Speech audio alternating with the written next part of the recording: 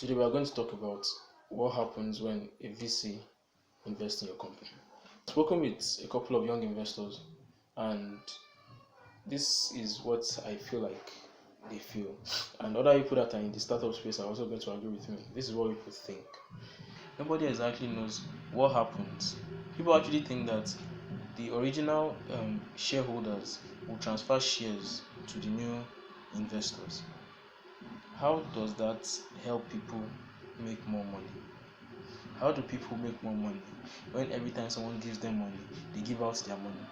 They give out what they own. They don't transfer shares like that.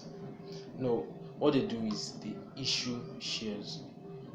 They issue shares. If you use Bitcoin, you know that there's Bitcoin burn, where they delete some Bitcoins, or yes, more like delete some Bitcoins from the circulation so that the Bitcoins that are available will have more value, right?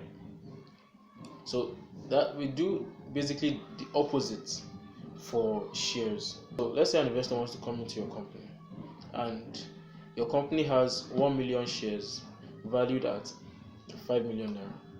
Okay, so now an investor wants to come in and say that they want to come in at 30% for 5 million. That would mean that the value of your shares are 5 naira per share, because 5 million divided by 1 million is 5 naira per share. So now a new investor comes in and says, I like this idea, and based on what you have told me, I will be coming in at 5 million for 30%. 5 million for 30%. Am I going to transfer him 300,000 shares? Answer. What happens is that we would take the total amount of shares that you have now, which is 1 million, put it on a fraction. Say 1 million over X is equal to 70, which is the new value that you own. When somebody comes in at 30%, you own 70% of 100. So 70 over 100, which is the percent, right? So if we cross multiply, that would be 1 million times 100 is equal to 70 over x. Sorry, 70x. Now, if we divide both sides by 70, that would mean x is equal to 100 times 1 million over 70. Now, we can multiply what's on top. Say that's 100 million divided by 70. 100 million divided by 70. That will give us 1,428,572 shares.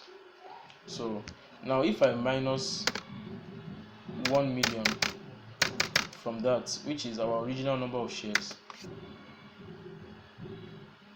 we would be issuing the new investor 428,571 shares. 428,571 shares at 5 million naira. That would mean 5 million naira divided by 4,285,700. 1,428,571 divided 5. That you get 11.6 naira per share. So now, originally, the original shareholders held shares at 5 naira per share. With the new investor coming in, each share they own now rises in value by 6.6 naira to 11.6 naira.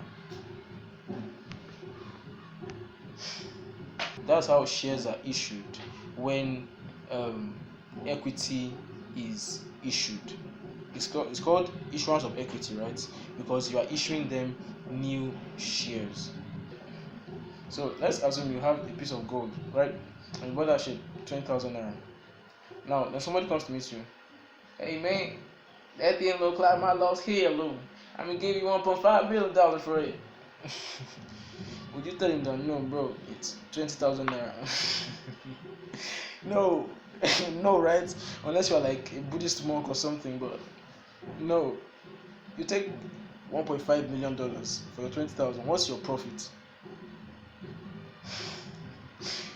That's the profit that shareholders make every time a new fund is raised. That's why VCs will push you to raise another fund so that they can assure their investors that they made 10 times on this thing, because now the value has shot up. By the time you get an exit, it will look good. Well, that's what I got for today. Bye.